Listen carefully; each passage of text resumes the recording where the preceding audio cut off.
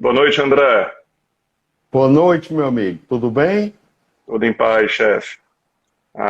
André, estava iniciando aqui, agradecendo a presença de todos e anunciando que é nosso episódio 4 da maratona de transtorno bipolar. Você me escuta, André? Pronto. É o nosso episódio 4. Hoje o nosso tema é voltado a mudanças de hábitos, né? A importância de mudanças de hábitos para um paciente que gerencia um transtorno bipolar.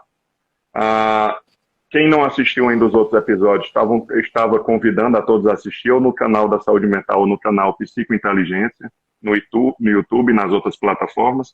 André, vamos entrar no tema. Queria que você se apresentasse. Eu sou Ciro Memória, sou psicólogo e terapeuta cognitivo comportamental. Eu queria que o André se apresentasse e vamos entrar nesse tema. Vamos tentar ser sucintos hoje, né, para fechar essa maratona e anunciando já que o André, junto com o André Barbosa, vão iniciar uma nova maratona de transtorno de depressão unipolar, né, de transtorno de humor unipolar, que começa nesse sábado. André, Às 6 da tarde. às 6 da tarde, É, né? é, eu sou André Ferrer Carvalho, eu sou psiquiatra, tenho um doutorado em ciências médicas, né, na Universidade Federal do Rio Grande do Sul. Fui professor da Universidade de Toronto, no Canadá, por 4 anos. Hoje sou professor da Deakin University, na Austrália. Fui professor da UFC por um tempo. E atualmente sou considerado um dos cientistas mais citados do mundo no campo da psicologia e da psiquiatria, pelo ranking oficial. E minha área de interesse maior é nos transtornos afetivos, transtorno bipolar e depressão. E eu convido a todos para a maratona de lives que vai ocorrer nesse sábado com o André Barbosa, né, que todos vocês devem conhecer, né? A partir das 6 horas da tarde desse sábado nós vamos começar com uma abordagem do que é a depressão, entender a depressão, os conceitos mais modernos, vocês vão entender a fundo o que é a depressão, né? E hoje nós vamos falar de um tema de extrema importância, vamos fechar com chave de ouro essa maratona, já agradecendo a presença de todos vocês aqui, que têm nos acompanhado nessa jornada, né? Perfeito, André. Nosso tema hoje é a importância da mudança de hábitos na vida de quem gerencia e lida com o transtorno bipolar. Você quer começar, André? Quero. Deu certo. Deu certo, ou deu alguma coisa aqui na tecnologia. O transtorno bipolar, pessoal, a primeira coisa que a gente tem que entender é que o cérebro, ele faz parte do corpo, né? E o transtorno bipolar, as pessoas que sofrem de transtorno bipolar têm uma prevalência, uma frequência maior Uhum. de doenças, de um modo geral, médicas, né? Que são a obesidade, principalmente, a enxaqueca, tem um componente genético entre o transtorno bipolar e a enxaqueca, a fibromialgia, a obesidade, a síndrome metabólica, o diabetes, a hipertensão. É uma população que, em resumo, tem um risco cardiovascular global aumentado e que vive 15 a 20% menos, isso eu falo em estatística, porque eu estou falando que um paciente que tratar o seu transtorno corretamente vai viver uma vida quase muito próxima do normal, mas estatisticamente vive 15 a 20% a menos que a população em geral. Antes se pensava que era basicamente devido ao suicídio, mas hoje a gente sabe que é pela maior prevalência de doenças médicas, sobretudo doenças cardiovasculares, fruto deste risco cardiovascular global aumentado, né? E daí a importância das mudanças de estilo de vida, porque a gente tem que tratar o paciente com transtorno bipolar holisticamente, né? De uma maneira global, interdisciplinar, né? Nós vamos falar sobre o papel dos vários profissionais nessa live, né, que precisam estar de mãos dadas num time para que o resultado do tratamento seja o mais satisfatório possível, né? Nós precisamos entender que o exercício físico, o transtorno bipolar, ele está caracterizado por uma diminuição na expressão de moléculas no cérebro, que são as neurotrofinas, que são as moléculas que fazem as conexões entre os neurônios, que são as sinapses. E também está associada a uma inflamação periférica e um aumento do estresse oxidativo, os radicais livres no sangue. E o exercício está provado que ele melhora o humor porque ele aumenta a produção das neurotrofinas, né, no cérebro, diminui a inflamação e diminui o estresse oxidativo, que explica, em parte, as comorbidades médicas do transtorno e o risco cardiovascular global aumentado. Então, o exercício, tanto treino de resistência, no mínimo 4 vezes por semana, como exercício aeróbico, tem esse papel similar, né? E são recomendados nas diretrizes hoje de tratamento para o transtorno bipolar, pela melhora do humor, não é algo além do que se diz das endorfinas, é algo que perdura o efeito e que o exercício ele é mais efetivo, todos os estudos mostram, todas as evidências mostram quando tem um personal trainer, quando é um exercício supervisionado, né? Para vocês terem uma ideia, né, importante do quadro, dos transtornos afetivos, não só do transtorno bipolar, em países desenvolvidos, que têm um sistema de saúde altamente desenvolvido, como a Dinamarca, o médico, quando trata a depressão no idoso, ele não pode prescrever antidepressivo, nos casos leves ou moderados, antes que o governo pague o exercício físico. Tamanho o efeito benéfico do exercício físico na depressão e na estabilização do humor do transtorno bipolar, né? E na melhora da saúde física. Então, é um conjunto e na melhora do sono. Porque o sono, como nós vimos nos gatilhos do transtorno bipolar, né? Ele é um grande gatilho para crises. O paciente bipolar tende a dormir mal, tende a trocar a noite pelo dia. Então, uma higiene do sono é muito importante e o exercício é um aliado importante também para a melhora da qualidade do sono, como todos nós sabemos, né? Então, o exercício ele tem todas essas nuances, todas essas mecanismos biológicos, a inflamação, as neurotrofinas, que melhoram os transtornos afetivos, né? E a saúde física do paciente. Então, é muito importante mesmo. Eu diria que é a primeira medida de estilo de vida que a gente está enfatizando e talvez uma das mais importantes. Sair do sedentarismo, que é o maior desafio da medicina, é mudança de hábito, é o que é mais difícil de ser conquistado no paciente. Mudança de hábito, mudança de estilo de vida. É como eu digo aos pacientes com depressão, você não pode ficar bom da depressão se você ainda vive uma vida depressogênica. Se você é sedentário, se você come mal, se você bebe, como é que você vai ficar bom da depressão? Não tem remédio, não tem terapia que vai te ajudar, né? E aí entra a importância do aconselhamento nutricional dos pacientes, né? Do personal trainer, do diálogo do psiquiatra com o psicólogo e de toda a equipe interdisciplinar, né? O tratamento é interdisciplinar, por excelência. André, você já fez um ótimo resumo dos fatores, né? Claro que existem os hobbies, né? a espiritualidade, tudo isso são hábitos importantes, né? O trio perfeito de tratamento do transtorno bipolar e de vários outros transtornos é a medicação correta, a psicoterapia e os hábitos certos. Né? Juntou esses três, eu acho que o tratamento é ouro. Né? Mas se eu usar uma palavra, seria uma resistência. O ser humano em si, a espécie humana, ela já existe uma resistência natural a mudanças de hábitos, né, de padrões.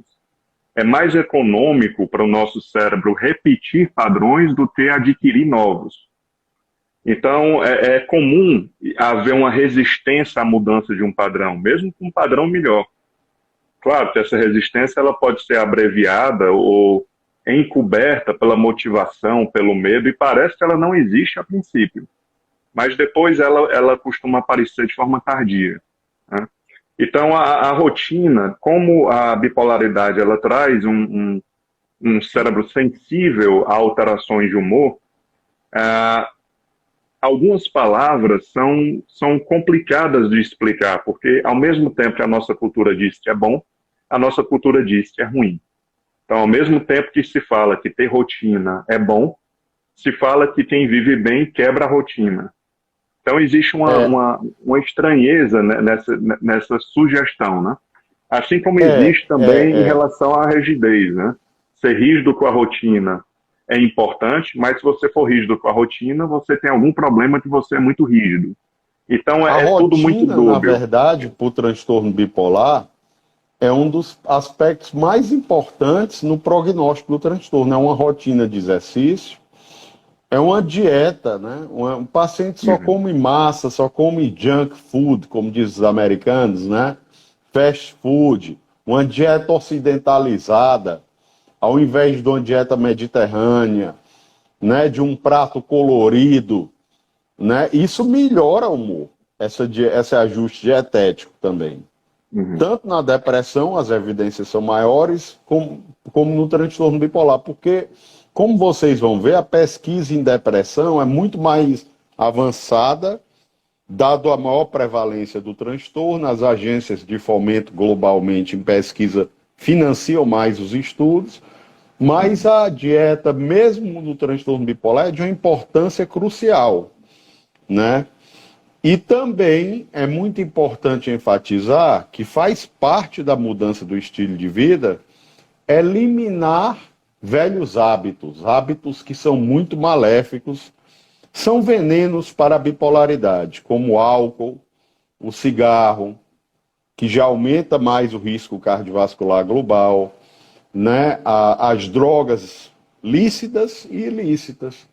Elas são veneno para quem tem transtorno bipolar. Cocaína é um veneno, porque a cocaína libera no nosso cérebro uma substância, diretamente, todas as drogas liberam, né, na verdade, mas a cocaína, por um mecanismo de ação direto, libera dopamina, mas um impulso em grande quantidade.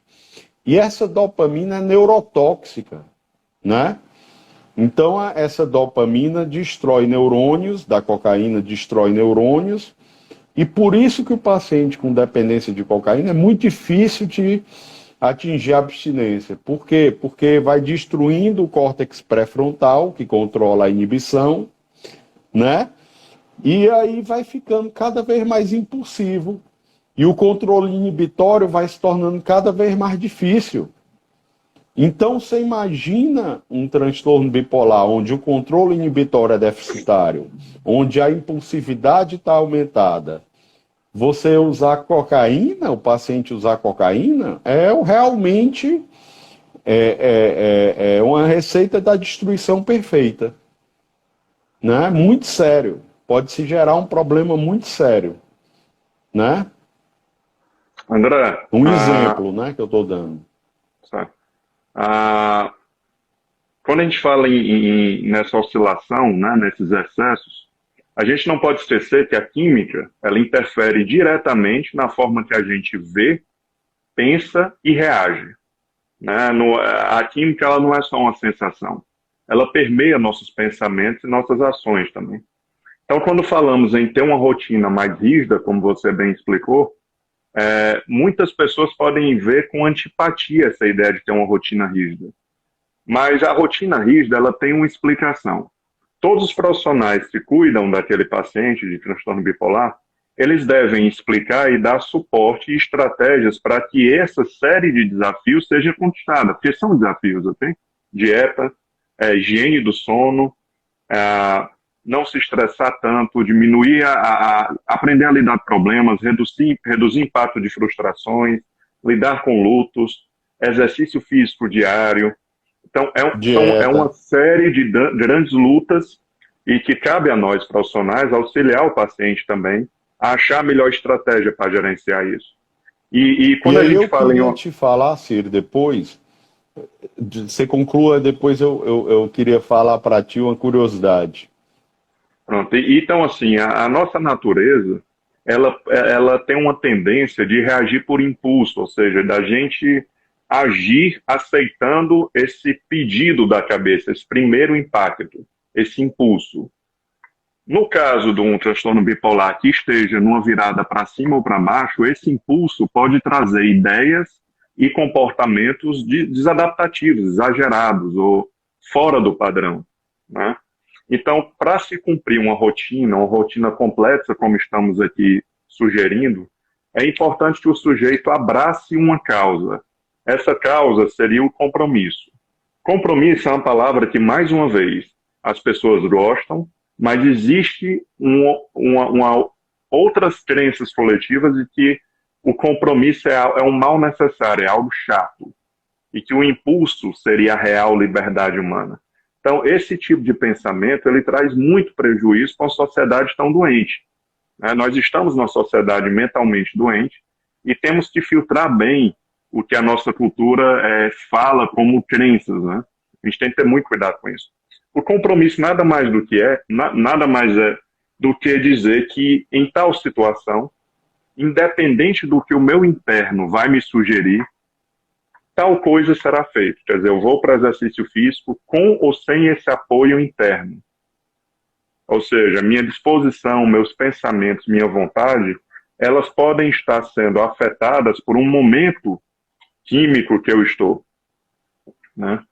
E cabe ao sujeito estar atento para isso e com uma certa rigidez, de que eu vou cumprir o que eu me comprometi, eu vou gerenciar minha reação e vou fazer o que eu combinei porque é o melhor para a minha vida. E isso pode ser bem visto e, ao mesmo tempo, por nós, ser visto como algo meio careta ou uma vida muito limitada. E não é limitada. A liberdade está no controle. Se não houver um controle sobre seus instintos, sobre seus impulsos, o sujeito não é livre, ele é vítima da própria natureza. Ele teme a si próprio, ele é tão vulnerável ao ambiente, quer dizer, o ambiente pode ativar tantos impulsos nele, e se ele ceder, ele se torna uma pessoa que não se confia, porque ela não pode ser exposta a um estímulo que ela vai reagir de forma impulsiva.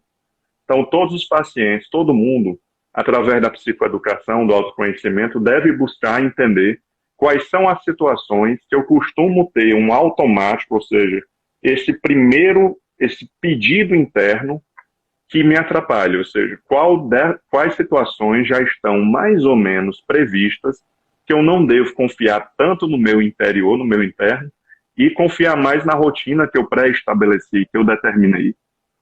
Então, claro, que explicar isso para um jovem, para um adolescente, você não encontra, não é digestivo, quer dizer, não é algo que a pessoa fica feliz em comprar essa briga, mas qual é a outra opção que nós temos? A vida é um compromisso. Vocês todos que estão nos assistindo se comprometeram a ir para a aula todo dia, desde pequeno. Nós somos muito comprometidos com a produção. Não faltamos trabalho, ou seja, o profissional é uma área que o cérebro não tem vez, ou seja, estando ou não disposto, querendo ou não, nós cumprimos o nosso compromisso de produção. Mas na vida pessoal, que é o que recheia nossas clínicas, a vida pessoal nós acabamos por escolher ser impulsivos ou não lutar. E no caso do transtorno bipolar, para cumprir todas essas nossas sugestões de mudança, é importante que o sujeito abrace o compromisso como uma libertação e como o melhor caminho para todos, principalmente para ele, que vai ter impulsos com mais violência. Mas se ele estiver bem preparado e conseguir prever esses automáticos do momento, ele consegue fazer um gerenciamento das suas reações, e aí as viradas para cima e para baixo não geram tantos desgastes na rotina e na vida dele. Então, nós não podemos evitar mudanças químicas. Podemos até tentar, mas as oscilações de humor virão. Cabe a mim estar preparado para identificá-las, não é simples, mas é possível, identificá-las e fazer o que já tinha combinado que ia ser feito. Certo? E, mais uma vez, não vejam isso com um ar de algo muito disciplinador ou conservador, não é isso. Estou falando de rigidez para tudo, para namorar, para viajar, para sair, para tomar um copo de vinho. A rigidez é a base da liberdade, por mais que não pareça. Mas se não tomarmos consciência e gerência das nossas ações, nos tornamos simplesmente um animal reativo. E isso é um problema, sendo o transtorno bipolar ou não. No transtorno bipolar, carece de mais cuidado, porque tanto na alta como na baixa, o raciocínio do sujeito é bem alterado e ele jura que não é. Né? Então, todos esses hábitos, todas essas conquistas que a gente está sugerindo como tratamento, ela precisa primeiro que o sujeito entenda que existe um preço e vale a pena. Vale a pena. Se ele está ali com a gente é porque ele já está pagando um preço muito alto. Por mais que seja um modo operandi, um estilo de vida já conhecido por ele, de erros, de traições, de drogas, de consumo, de excessos, chega uma hora que não dá mais, o custo-benefício já não está valendo. E cabe a nós oferecer um outro caminho. André, você ia falar alguma coisa e eu te interrompi. O que a gente tem que pensar é o seguinte, vamos falar em termos de saúde pública nos países desenvolvidos, como acontece esse tratamento, né? É um que a gente chama de matriciamento ou cuidado colaborativo. O psiquiatra, ele é consultado, você tem um clínico, você tem um psicólogo, você tem um nutricionista, e o que nós temos é um novo cenário da medicina que pouca gente está falando, que é a multimorbidade. Prestem atenção esse nome, não esqueçam. Vou repetir. Multimorbidade. Nós não tratamos, o médico de família não trata o paciente com um diagnóstico. Ele trata paciente deprimido, diabético, obeso, que fuma, né? Então, o cuidado é colaborativo e interdisciplinar. Por mais que você tenha um gerente, que é o médico de família, que coordena equipes interdisciplinares. Isso é muito atrasado ainda no Brasil, mas é muito desenvolvido em países como o Canadá, onde eu tive, países como a Inglaterra, é muito desenvolvido. É o cenário, é o novo cenário. E há um débito histórico da medicina. Um débito histórico da medicina e das profissões de saúde.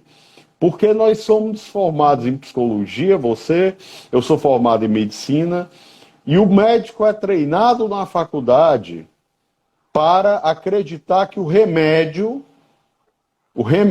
ou a terapia é o que há de mais importante. E saíram vários estudos capitaneados pelo médico mais citado do mundo, que eu tenho trabalhos com ele, é meu amigo, professor John Ioannidis, da Stanford.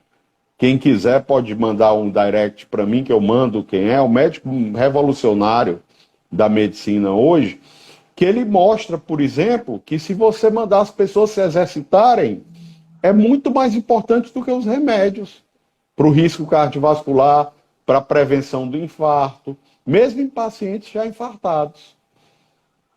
E isso é um débito histórico, porque é muito difícil. Quando eu converso com um endocrinologista brilhante, eu pergunto qual é a percentagem de pacientes que você tem que tem a hemoglobina glicada, para quem não sabe. É um retrato do controle metabólico de até 120 dias, que está no alvo. É uma minoria ou uma maioria? É uma minoria. Mas por que é uma minoria? Porque não é só o remédio. Para o diabético é muito mais ou igualmente importante o exercício físico, a dieta, não fumar, não beber. ter um IMC controlado, e a medicina acaba em consultas breves, dando uma dieta impressa sem seguimento e uma lista de remédios, que são os hipoglicemiantes orais, no caso do diabetes tipo 2. Ponhamos a mão na consciência. Será que isso vai resolver? Não vai. Um paciente bipolar com diabetes, que é muito frequente essa comorbidade, ele vai no médico, recebe uma dieta para seguir impressa no computador e uma lista de remédios para o diabetes. Vai resolver? Não vai seguir a mudança de hábito. Mudança de hábito dá trabalho, precisa, como você falou, de psicoeducação, de engajamento do profissional, precisa de uma relação de confiança e cumplicidade do profissional com o paciente. É conquistado pelos dois, na relação médico-paciente, na relação do psicólogo com o paciente. Não é algo trivial. Não é algo trivial. Né? Que isso a gente tem que entender, pôr a mão na consciência, que é o grande débito da medicina e que nós estamos lidando hoje com a vida pós-moderna, como você falou muito bem, eu achei linda a sua explicação, com a sociedade doente, que está gerando pacientes com muitas doenças, não pacientes puros com uma só doença, pacientes com multimorbidade, né? André, você explicou complexos. E existe muita evidência, muitos bons artigos, e você me passou alguns para estudar, falando sobre a importância de proteção orgânica, né, de saúde orgânica, da atividade física, do sono. E a gente pode somar a esses benefícios orgânicos um fator importante. Sempre que nós somos visitados por um ciclo emocional, um mal-estar, um ciúmes, ou uma angústia, uma alegria, qualquer ciclo emocional que entre em nós, uma baixa de humor, ou um episódio, né, de... André, você me escuta? Escuto. Muito bem. Pronto, só a sua imagem está travando aqui. Então, toda vez que nós somos visitados, né, e é impossível evitar essa entrada desse primeiro impacto emocional, ou no começo de uma depressão, ou no começo de uma fase de hipomania, a gente não pode esperar que essa emoção seja um copo cheio de água, que com o tempo ele vai secar e é só esperar o tempo. O tempo vai resolver. E o tempo, ele é só um espaço onde coisas acontecem. E nós sabemos que alguns movimentos, tanto internos como externos, podem abreviar essa visita dessa emoção. Então, a atividade física, o lazer, o hobby, além do efeito orgânico, ele também gera o que chamamos de estímulo de incompatibilidade, ou seja, quando entra um ciclo emocional em mim, e eu vou usar uma frase que você usou muito bem, você tem uma rotina depressiva, né, vamos dizer assim. Quando você pensa de acordo com o ciclo e age de acordo com o ciclo, as suas atividades estão baseadas no ciclo. Claro que esse ciclo tende a ser reforçado e durar mais tempo. Então, é visto que quando eu tenho uma postura, atividades, estímulos ambientais, questionamentos internos, frases de autoinstrução, atividades opostas ao ciclo, por algum motivo ainda não muito bem explicado, possivelmente por uma incompatibilidade do que eu estou ciclando dentro e do que eu estou fazendo fora, esse ciclo emocional tende a se abreviar. Então, se eu estou numa hipomania e tenho uma rotina mais tranquila, ali com massagem, exercícios, sem euforia, sem festa, a tendência é que a hipomania vá passando mais rápido, porque eu não estou alimentando o ciclo. Então, é importante, todos esses hábitos que a gente está falando, são todos hábitos que vão se contrapor tanto à subida como à descida do humor. Então, tem um efeito orgânico. Que falar uma coisa muito importante depois, que a gente não pode deixar passar nessa live. Pessoal, os remédios usados por transtorno bipolar, para depressão, eles têm seus efeitos colaterais. E um psiquiatra muito brilhante, que também é amigo meu, de Bolonha, professor Giovanni Fava, que hoje tem mais de 70 anos, ele criou um termo chamado comorbidades iatrogênicas. Então, remédios que são de primeira linha para o transtorno bipolar, aumentar o risco de diabetes, pode aumentar o risco de diabetes, pode aumentar o peso, certo? O lítio pode ter efeito na tireoide. Então, é importante esse paciente ser monitorado com exames e a gente reconhecer os riscos do tratamento de qualquer doença complexa, inclusive do transtorno bipolar. E a necessidade de uma monitoração constante, com exames, monitorar o IMC do paciente, a pressão arterial, o peso, né? É muito importante, mas eu queria enfatizar isso, a comorbidade iatrogênica, que eu acho um conceito genial dele, né? Que é o remédio. Existe iatrogenia em psicoterapia também, mas é outro assunto com a live, né? Existe um capítulo enorme sobre isso. Então, os tratamentos não são isentos de riscos, nem mesmo a psicoterapia. Se não for bem conduzida, ela pode ser impor riscos ao paciente, né? Isso eu queria enfatizar. E lembrando, André, que você falou nos últimos episódios da nossa maratona, não existe uma psicoeducação ou um conjunto estratégico que possa ser genericamente dado para os pacientes. Então, não existe uma fórmula. Às vezes nos perguntam, eu tenho um irmão, o que é que você sugere? Sugiro uma terapia e um acompanhamento médico para personalizar o tratamento dele. Né? E só fechando aquela minha ideia, André, e também fechando minha participação, você está me ouvindo, André? Estou ouvindo perfeitamente. Pronto, só a tua imagem para mim está travada, não sei se para os outros. Pronto. Quando eu estava falando sobre a minha atitude, o que passa dentro de mim, o quanto eu posso intervir nisso, vocês imaginam se vocês estão num dia ruim, triste, e de repente se colocam em alguma atividade que é oposta à tristeza, vamos dizer assim, né? Uma atividade mais festiva, um encontro de amigos, a melhora no humor, ela acontece. Claro que ela pode à noite voltar novamente. Então o ambiente, ele tem um efeito terapêutico no cidadão absurdo. Historicamente, durante toda a evolução da espécie, o ambiente sempre foi a nossa principal ferramenta. Né? O ambiente, a natureza, a música. Então a terapia não pode ficar resumindo, ela não pode ficar resumida a ficar trabalhando racionalizações na hora de uma crise. A racionalização é importante, a identificação, a lembrança do que tem que ser feito, mas o ambiente ele tem igual ou maior importância do que a autoanálise de ser uma força absurda de regulação emocional. Então, música, e o ideal é que tudo já fique mais ou menos semi-estruturado, assim, meio que pré-determinado do que eu vou fazer em tal situação. Porque na hora H, a inteligência humana, tudo acaba sendo muito sequestrado pelo impulso. Né? Então, todas essas dicas de hábitos valem para todos nós. Estamos falando de transtorno bipolar, mas é a mesma sugestão que eu daria para qualquer pessoa.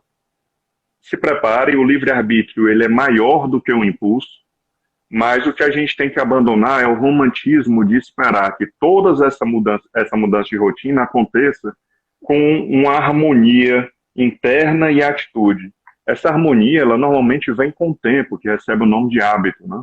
Seria eu ensaiar tanto algo que aquilo um dia vai ficar menos difícil, ou seja, eu sou contra a ideia, André, que hábito é o fim da guerra, ou seja, vai chegar um dia que vai ficar completamente automático fazer exercício e eu não vou conseguir viver sem isso. Eu não acredito discordo, eu concordo com você, eu não acredito também não. Eu acho que o máximo que a gente pode chegar, no meu ponto de vista, é uma microluta, ou seja, eu vou para a academia agora, bora. Ou seja, precisou de um leve start da consciência para ir. Isso, para mim, já é o sonho de consumo. Então, idealizar o hábito como uma forma utópica do fim da luta é você mirar em algo que é tão utópico que você não vai valorizar o máximo que você pode chegar. E o máximo que você pode chegar é tornar a sua rotina do dia uma rotina fácil de ganhar do impulso. Mais uma vez, o ser humano top de linha na terapia, vamos dizer assim, um ser humano hiperevoluído não é aquele que a cabeça é 100% equilibrada emocionalmente, não é aquele que a cabeça sugere coisas boas, pede coisas boas. O ser humano evoluído é aquele que constrói um projeto de vida, define um projeto de vida, mesmo sem ter certeza que é o melhor, que a gente não tem, e gerencia suas reações para ir naquela direção. E nesse gerenciamento ele deixa claro, eu vou cumprir minha rotinazinha rica aqui, meu dia a dia, com ou sem apoio interno. Ou seja, independente se eu estou triste, eu vou cumprir isso aqui porque isso me protege. Então, de tudo que pode proteger um ser humano, uma rotina saudável, que regula a química, né? Uma moduladora química, uma rotina inteligente, bem construída, uma alimentação sadia, tudo isso depende muito desse abandono, desse romantismo de querer apoio interno para que as coisas aconteçam. E o apoio interno até pode aparecer quando você está motivado, sob pressão, medo, mas logo passa, é uma mudança mobilizada passageira. Então, tudo isso que a gente está falando, André, dos hobbies, de viagem, de natureza, né, de fazer mais eventos Tudo externos, se livrar um incluído. pouquinho da tecnologia, né? Espiritualidade, Então, você falou muito isso, bem, a claro. religiosidade. E eu Usar queria muito a dizer, natureza, pessoal, né, também. uma coisa que eu digo aos pacientes que ajuda muito, eu tenho que falar aqui nessa live. O que é que eu digo aos pacientes? Eu digo, olha, o que é um bom leitor? É o leitor que lê um livro maravilhoso? Não. Um livro maravilhoso é muito fácil de ler. O bom leitor é aquele que termina um livro quando o livro não é bom. Então, você ir para a academia quando você está motivado, super feliz em ir, é fácil. O difícil é ir como livro ruim, né? E eu encerro aqui, pessoal, também a minha participação nessa maratona. Eu estou recuperando de uma virose, eu jamais iria cancelar essa live, tanto em respeito a vocês, quanto em respeito ao meu grande amigo, que é o Ciro, que além de colega, que é muito mais amigo do que colega já. E gostaria de anunciar, né, que a Maratona da Depressão, que eu já anunciei, e que eu tenho planos com o Ciro de, em algum momento, ou no fim desse semestre, provavelmente, lançarmos uma maratona de 3 episódios para tratar de um transtorno que ambos gostamos muito, que é o transtorno obsessivo compulsivo, o TOC. Né? Os transtornos do espectro hoje, obsessivo compulsivo, nós vamos tratar desses transtornos numa maratona, em algum momento, ou no fim desse semestre, ou no próximo semestre, nós iremos encabeçar essa iniciativa também. E gostaria de agradecer enormemente, foi uma experiência muito importante para mim ter compartilhado esse conhecimento com vocês, com o Ciro, ter aprendido muito com o Ciro, né? Eu confesso que também aprendi, ele deve ter aprendido alguma coisa comigo. E a gente é sempre isso, pessoal. Quem acha que sabe demais não sabe nada. Eu costumo dizer isso. Nós temos que ter uma atitude humilde, porque a saúde mental, a psicologia, a psiquiatria tem muito a evoluir. Nós temos muito a evoluir. Nós estamos no século XXI. E nós não temos nenhum marcador que diga qual o melhor tratamento para o paciente específico. Nós vivemos uma medicina que mistura evidência com arte. E isso é muito aquém. Na oncologia, nós já temos marcadores que dizem essa droga é melhor do que a outra. Né? No tratamento do HIV, nós já temos o genótipo do vírus que diz esse coquetel é que vai funcionar, não esse outro. E na psiquiatria e na psicologia nós vivemos ainda de um empirismo. Então essas lives são importantes porque criam insights na população, nos nossos ouvintes, e a gente aprende muito. Né? Eu aprendi muito, confesso, com as perguntas de vocês, e gostaria de dizer que, dada essa minha recuperação da virose, nós não vamos responder perguntas, mas que no direct do Ciro e do meu direct do Instagram e em qualquer outro canal, nós estaremos disponíveis para responder qualquer dúvida, né, que ficou dessa maratona. Nós estaremos 100% disponíveis, será um prazer. Podem, não se acanhem, podem nos contactar, que a gente vai responder, certo? Com muito prazer. E a live fica no canal do Ciro, que é excepcional, eu acompanho, eu vou me inscrever hoje, mas eu não me inscrevo muitas vezes no YouTube, mas eu vou me inscrever, é excepcional, Psicointeligência, e no canal da Saúde Mental, né? E tanto no Instagram essa live vai ficar, quanto no YouTube, canal da Saúde Mental. Estamos disponíveis para tirar qualquer dúvida no direct, ou em qualquer canal, né? André, É isso que eu queria encerrar minhas palavras por aqui. Muito meu obrigado. irmão, obrigado você, obrigado a todos. Eu vou encerrar do jeito que eu gosto, sendo polêmico, né? Tem um conceito que eu gosto muito, que é do esforço, que eu acho que é uma grande lição para a vida. Quem abraçar isso, boa parte dos problemas serão resolvidos. Não é uma fórmula, é só um entendimento. O esforço é fazer o que gosta, mesmo sem vontade. Então, para cumprir todas essas nossas sugestões de exercício físico, dieta, hobbies, curtir um pouco, ter mais lazer, controle de drogas, comer bem, para tudo isso, o ideal é que vocês valorizem, eu falo vocês para todos nós, valorize o gosto de ter feito aquilo. E não valorize a disposição para fazer. A disposição humana, a motivação, ela é muito mais delicada e frágil do que o gosto.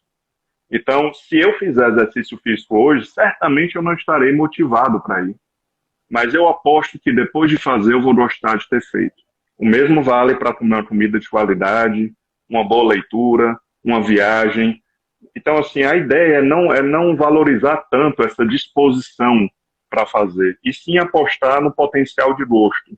Ou seja, agora, se tudo que eu gosto eu estou fazendo e não estou sentindo mais gosto nenhum, vale a pena uma avaliação com um psiquiatra para analisar o que está acontecendo. Porque normalmente o gosto ele segura por muito tempo. O sujeito ele acaba tendo muitas perdas, mas o gosto é um dos últimos dominós a cair.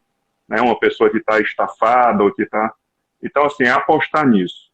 Apostem no gosto de ter uma boa rotina. Não valorizem a motivação, a vontade de fazer. Se vocês valorizarem, vai ser uma vida instável, incoerente, com altos e baixos, que é um direito de todos, mas não é uma orientação nossa. André, brigadíssimo, meu amigo. Vamos nos ver em breve em outras lives. Eu agradeço, o André demonstra sua raça, como sempre, em mesmo com a saúde debilitada, está aqui comprometido, como sempre. E agradeço a todos. A live vai ficar gravada, o André já disse aonde. E nos veremos em breve, chefe. Obrigado a todos. No top. E André, melhoras, meu amigo. Fique bem. Obrigado a todos. Um abraço. Um abraço.